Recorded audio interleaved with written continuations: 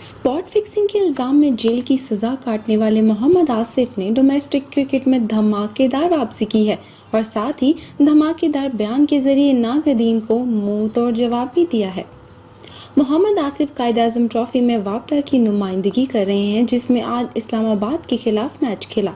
इस मैच के पहले रोज ही 24 विकेटें गिरी और मोहम्मद आसिफ ने पहली इनिंग्स में 28 रन के एवज 5 खिलाड़ियों, जबकि दूसरी इनिंग्स में 15 रन के एवज 2 खिलाड़ियों को पवेलियन की राह दिखा दी।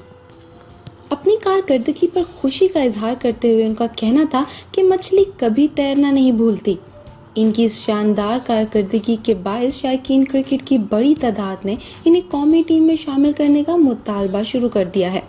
शायकीन क्रिकेट का कहना है कि मोहम्मद आमिर की सज़ा पूरी करने के बाद कौमी टीम में शमूलियत इख्तियार कर लिया है, जबकि चीफ सेलेक्टर इंजमामुल हक ने डोमेस्टिक सीजन में बेहतर कारकर्दगी दिखाने पर सलमान बट को भी शामिल करने का इंदा दे रखा है।